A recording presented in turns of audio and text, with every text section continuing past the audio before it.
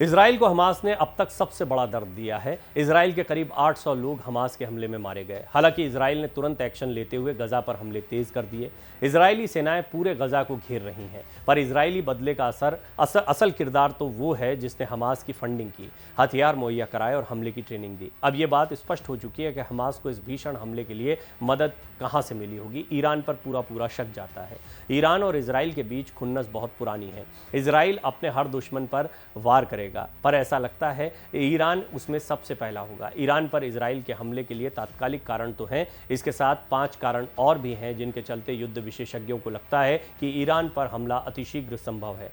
आज से करीब 4 साल पहले लेबनान स्थित आतंकी संगठन हिजबुल्लाह ने चेतावनी दी थी कि अगर अमेरिका ने ईरान के खिलाफ कोई युद्ध शुरू करने की जहमत उठाई तो इसका जवाब इजराइल पर पूरी निष्ठुरता से बमबारी करके दिया जाएगा। कहने का मतलब है कि ईरान समर्थित आतंकी संगठन हिजबुल्लाह बहुत पहले से ताक में था कि कब उसे मौका मिले। कहने का मतलब कि ईरान समर्थित आतंकी संगठन हिजबुल्लाह बहुत पहले से ताक में था कि कब उसे मौका मिले और वो इजराइल पर हमला कर दे। दरअसल उसी समय खुलासा हुआ था कि ईरान ने अपने परमाणु कार्यक्रम को काफी हद तक कंप्लीट कर लिया है। उसी समय ईरानी सेना ने अमेरिका का एक ड्रोन मार गिराया था। कहा जाता है कि तत्कालीन अमेरिकी राष्ट्रपति डोनाल्ड ट्रंप ने ईरान पर हमले का आदेश तक दे दिया था, पर बाद में वापस ले लिया गया। हिजबुल्लाह को ईरान की तरफ से मिलिट्री ट्रेनिंग, हथियार और फंड भी मिलता रहा है। सीरिया से भी उसे समर्थन मिलता रहा है। इजराइल शुरू से ही कहता रहा है कि ईरान उसके खिलाफ सीरिया की जमीन का इस्तेमाल करता है। जुलाई 2006 में भी हिजबुल्लाह लड़ाकू ने इजराइल पर रॉकेट दागे थे। इजराइल ने जवाब में लेबनान पर एयर स्ट्राइक की थी, जिसमें करीब 1200 लोगों की मौत हुई थी। इजराइल के भी 160 सैनिक मारे गए थे। Hezbollah America, European union, Canada और कई अन्य देशों में बैन है। हिजबुल्लाह शुरू से वेस्ट और इजराइल की आंख में काटा रहा है। मध्य एशिया में भी कई देश इस संगठन को पसंद नहीं करते। यह निश्चित है कि अब इजराइल हिजबुल्लाह के मूल पर चोट करेगा, इसलिए ईरान पर हमला तय माना जा रहा है। इजराइल ईरान को कमज़ोर करके मध्य एशिया में समर्थन जुटाना चाहेगा। हूतियों के ठिकानों पर सऊदी अरब ने पिछले साल ही घातक हवाई हमले किए थे, पर अभी भी हूती गोरिल्ला उसकी नाक में दम किए रहते हैं। हूतियों के विरुद्ध सऊदी के नेतृत्व में बने गठबंधन का सदस्य यूएई भी है। पिछले साल 17 जनवरी को हूतियों ने अबू धाबी के पास एक औद्योगिक ठिकाने पर हमला किया और इस हमले में तेल के ट्रकों में आग लग गई। इस हमले में 3 विदेशी कर्मचारियों की मौत हो गई थी। हूतियों ने इंटरनेशनल एयरपोर्ट के पास भी हमला किया था। हूती विद्रोहियों से निपटने के लिए और यमन में सरकार को पुनर्स्थापित करने के लिए सऊदी अरब ने 2015 में अरब देशों का एक सैन्य गठबंधन तैयार किया था। यमन पर कब्जे की लड़ाई में सऊदी अरब और अन्य खाड़ी देशों और ईरान के बीच एक छद्म युद्ध चलता रहा है। अगस्त 2020 में इजराइल और यूएई के बीच एक समझौता हुआ। ईरान विरोधी गठबंधन में इजराइल की भी एंट्री हो गई। चूंकि हूतियों को मिले ज़्यादातर हथियार ईरान से होते हैं, कई रिपोर्ट्स ऐसी आ चुकी हैं कि यूएई ने इजरायली एयर डिफेंस सिस्टम में खरीदने में काफ़ी दिलचस्पी दिखाई थी। अब लगता है कि इजराइल इन देशों का विश्वास जीतकर अपने कॉमन दुश्मन का खात्मा करेगा। इजराइल पर हमले को वॉल स्ट्रीट जर्नल ने ईरान का समर्थन बताया है। अखबार का कहना है कि हमास को ईरानी सुरक्षा अधिकारियों ने ट्रेन किया था। वॉल स्ट्रीट जर्नल ने ईरान के इस्लामिक रिवॉल्यूशनरी गार्ड के कुछ पुराने अधिकारियों के हवाले से कहा कि हमास ने अगस्त से ही इजराइल पर हवा, ज़मीन और समंदर में हमले की तैयारी की थी। ईरान के इस्लामिक रिवॉल्यूशनरी गार्ड के अधिकारियों ने ही हमास को हमले की बारीक रणनीति तैयार करने में मदद की थी। अखबार ने दावा किया है कि अगर ईरान के सहयोग की बात सच होती है तो इजराइल के साथ ईरान की लड़ाई अब आमने सामने की हो जाएगी। ये संघर्ष इजराइल और हमास के बीच होने वाली रोज़मर्रा का टकराव नहीं है। गजा और इजराइल के बीच सीमा सिर्फ 37 मील लंबी है, लेकिन इस संघर्ष ने जो झटके दिए हैं उससे गजा के फिलिस्तीनियों और इजराइल के बीच टकराव न सिर्फ और घातक बन जाएगा, बल्कि इसकी गूंज यूक्रेन, सऊदी अरब और ईरान में भी सुनाई पड़ेगी। अमेरिकी राष्ट्रपति जो बाइडन ने इजराइल पर हुए घातक और अब तक के सबसे बड़े हमले के बाद पूरी मदद देने की पेशकश की है, लेकिन बाइडन से सवाल किया जा रहा है कि आखिर उनके प्रशासन ने क्यों कैदियों की अदला बदली के साथ ही ईरान के लिए $6 अरब के फंड को मंजूरी दी।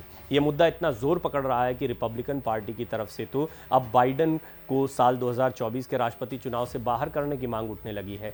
फ्लोरिडा के गवर्नर रॉन डेसेंटिस ने कहा है कि ईरान ने इजराइल के खिलाफ इस युद्ध में फंडिंग में मदद की है और जो बाइडन की नीतियों ने ईरानी खजाने को भर दिया।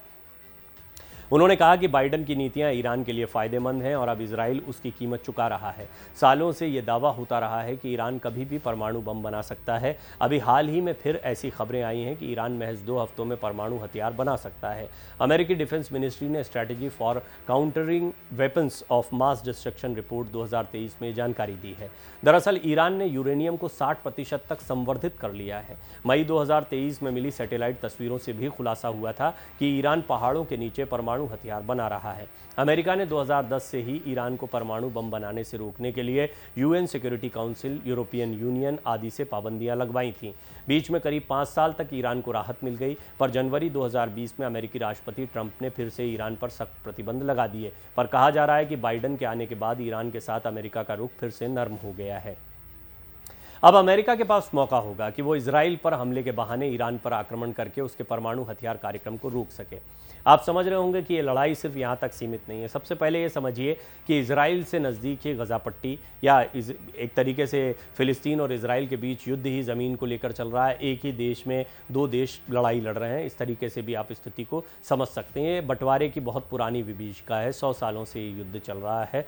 अब इसको यहूदियों का और हमास का एक युद्ध भी माना जाता है। हमास जो आतंकी संगठन कई जगहों पर बैन है उसका, या जिस तरह से हिजबुल्लाह है ये ईरान में कार्यरत है, वहीं हमास है जो फ़िलिस्तीन में काफ़ी सक्रिय है, उसकी अपनी सैन्य शक्ति है। ये एक आम आतंकी संगठन की तरह आप इसको नहीं देख सकते हैं। बाकायदा एक गवर्निंग अथॉरिटी है, बाकायदा इनकी कार्डर होती है, इनकी मिलिट्री होती है, तो ये मिलिट्री की तरह काम करते हैं। अब इन लोगों की ट्रेनिंग क्या ईरान में हुई है, ये एक बहुत बड़ा सवाल है। पुख्ता सबूत मिले नहीं मिले, इस पर अमेरिका का जो रुख है वो 2 अलग अलग तरीक़ों से आता है। वहाँ का मीडिया कुछ कहता है, औपचारिक तौर पर अमेरिका की तरफ से जो बयान आते हैं उसमें कहा जाता है अभी तक कोई ऐसे सबूत नहीं मिले हैं। लेकिन ये बात तय है कि ईरान का समर्थन पूरी तरह से फ़िलिस्तीन के साथ में है। ईरान इजराइल का दुश्मन है, ये भी बहुत स्पष्ट है। ईरान और अमेरिका के रिश्ते सामान्य नहीं है, इस बात में भी किसी को संदेह नहीं है। कुल मिलाकर अमेरिका ईरान को अपनी जद में लेना चाहता है, इजराइल को वो पूरा पूरा सपोर्ट कर रहा है, ये बात भी बहुत स्पष्ट हो चुकी है। अगर आप इन सारी कड़ियों को जोड़ते हैं तो आपको समझ में आ जाता है कि इजराइल और हमास के बीच में जो युद्ध चल रहा है या फ़िलिस्तीन और इजराइल का जो युद्ध है वो दरअसल और बड़े पैमाने पर समझने की ज़रूरत है।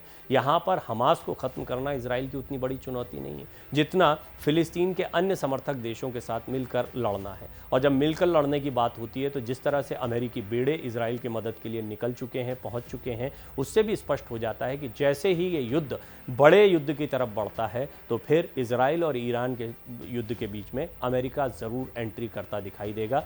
और अगर ऐसा होता है तो ये ईरान के लिए भी चिंताजनक होगा।